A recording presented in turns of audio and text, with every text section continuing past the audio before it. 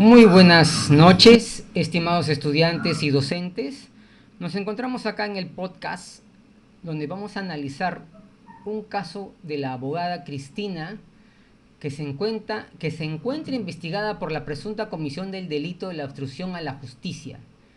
Esto está tipificado en el artículo 409A del Código Penal y el fiscal del caso ha pedido aperturar una carpeta porque se ha cometido delito. Entonces, nosotros acá, los tres vocales, vamos a dar un análisis de cada caso, cada tema que estamos viendo. Entonces, la Fiscalía nos ha pedido que se aperture la carpeta fiscal. Y bueno, esta es una pequeña introducción donde el artículo 409A de la obstrucción a la justicia habla que el que mediante el uso de la fuerza física, amenaza, ofrecimiento o cohesión de un beneficio indebido impide o obstaculiza, se presta un testimonio o la aportación de pruebas o induce a que se preste un falso testimonio o pruebas falsas, será sancionado con pena privativa de libertad no menor de 3 ni mayor de 5. Eso es lo que ha pedido la Fiscalía. Entonces, en este caso, vamos a ver una casuística de qué manera la interpretación de la norma podría influir en la determinación de la responsabilidad de la abogada Cristina por el delito de la obstrucción a la justicia en el artículo 409A del Código Penal. Hay que explicar cómo cada uno de los métodos de interpretación que los vocales van a dar podría llevar a una conclusión distinta respecto a la frase que se dijo y que dijo la abogada. Se iba a iniciar las acciones legales contra quienes se rectifiquen de su primera declaración. Es una atribución de la investigada. Empezamos con la doctora Marley, quien nos va a explicar en el método literal y en el método de las radios legis. Adelante, doctora. Buenas tardes a los participantes. Vamos a empezar con las interpretaciones. De acuerdo a la interpretación literal del caso de la abogada Cristina, según el artículo que antes hemos mencionado, el artículo 409A del Código Penal del Perú, nos dice que es un delito impedir o obstaculizar la investigación o juicio. Punto 2. Amenazar o coaccionar a testigos o partes. Bueno, haciendo el análisis de esa frase, tenemos como análisis literal la frase de la abogada Cristina: se iba a iniciar acciones legales contra quienes se rectifiquen de su primera declaración. Bueno, esta frase se puede interpretar como una amenaza o coacción, ¿no?, sobre el testigo, para que éste no modifique su declaración, ¿no? Como punto 2, también podemos decir que es un impedimento, ¿no?, hacia la investigación o juicio. Y también puede vulnerar, ¿no?, lo que es la integridad del proceso judicial. Bueno, tomando en consideración también unos puntos, esta frase no es clara ni directa, ¿no? Muestra algunas ambigüedades, ¿no? Podemos decir que la intención de la abogada ha sido proteger los intereses de su cliente, ¿no? O también podemos considerar que esta acción realmente sí infringe la ley, ¿no? Y como conclusión literal sería, la abogada sugiere en su comentario amenazar al testigo, ¿no?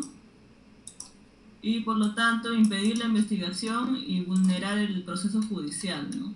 También para poder, digamos, concluir con una interpretación más para complementar, digamos, esta interpretación, podemos considerar también lo que son, trabajar considerando la interpretación sistemática e histórica, ¿no? Eso es en base al método en base al método literal, ¿no? En, en el caso del método Ration Legis, el cual es la razón de la ley, bueno, esta interpretación tiene como buscar el propósito de la ley, ¿no? Y en este caso, bueno, la ley de obstrucción a la justicia, que es el artículo 409A, busca proteger, ¿no?, la integridad del proceso judicial y prevenir la influencia indebida en la justicia. Y analizando el caso, bueno, la frase se puede interpretar como una amenaza o coacción, ¿no?, sobre el testigo. Sin embargo, también se puede concluir que la abogada ha buscado proteger los intereses de su cliente, ¿no? No necesariamente ha querido vulnerar lo que es la integridad del proceso, ¿no? Por lo tanto, en este caso, la abogada Cristina no cometió ninguna obstrucción a la justicia intencionalmente, ¿no? Podemos decir que es una estrategia defensiva para poder defender a su cliente. Eso Ok, sería todo. ok, doctora, muchas gracias por su comentario y su interpretación tan explícita y tan cuerda en todo este caso. Bueno, ahora con el doctor William, por favor, doctor, ¿cuál sería su interpretación bajo los criterios? Ya, en el método de interpretación sistemática, ¿no? Se llegó al análisis de que en este caso, en el artículo 409 del Código Penal, debe interpretarse teniendo en cuenta las responsabilidades específicas del rol de la abogada en un proceso judicial. El rol de la abogada Cristina como defensora tiene el deber de representar los intereses de su cliente dentro de los límites legales y éticos. Esto incluye no interferir en la libertad de los testigos para declarar de manera independiente. La frase a cuestión, aunque la frase se iba a iniciar las acciones legales contra quienes se rectifiquen en su primera declaración, no incluye una amenaza explícita. El contexto en el que fue pronunciada podría ser clave. Si esta declaración fue percibida como una forma de prisión o intimidación, podría vulnerar el equilibrio y la transparencia del proceso judicial. En el impacto del proceso judicial, presionar a los testigos, incluso de manera ambigua, puede ser interpretado como un intento de influir en la verdad procesal, lo que afecta la integridad de la administración de la justicia. Se llegó a la conclusión de que desde esta perspectiva, la conducta de la abogada Cristina podría considerarse incompatible, como un deber profesional y con el rol ético debe desempeñar. Por lo tanto, podría argumentarse que su actuación constituye una forma de obstrucción al proceso judicial, si se demuestra que buscó influir en el testigo de manera indebida. En el método histórico, este método analiza el contexto histórico de la norma considerando su origen, los debates legislativos al momento de su aprobación. Si en la discusión legislativa se enfatizó la necesidad de castigar toda forma de presión o intimidación sobre el testigo, incluso indirectas, la frase podría interpretarse como obstrucción. Por otro lado, si el enfoque legislativo era sancionar las acciones específicas y graves como amenazas claras a sobornos, la frase de Cristina podría quedar fuera del alcance del artículo. La conclusión es que la interpretación dependerá de cómo los legisladores entendieron los límites de la norma, ¿no? Eso sería todo, doctor William. Sí. Excelente su análisis, doctor. Bueno, quien le habla es el tercer vocal, quien va a ver el tema del método sociológico, los criterios axiológicos y teológicos y su relación con los métodos de interpretación. Vamos a dar acá un pequeño análisis sobre el método sociológico. Este método se centra más que todo en el contexto social, en los valores prevalecientes de la sociedad, en el momento de la aplicación de la norma, ¿no?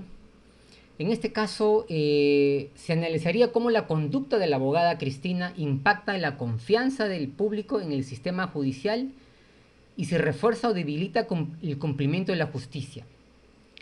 En lo que es criterios oxiológicos, el criterio axiológico nos enfoca en los valores y principios que inspiran la norma, como la equidad y la justicia de la verdad, que en este caso se debe saber la verdad y no se puede acusar por acusar.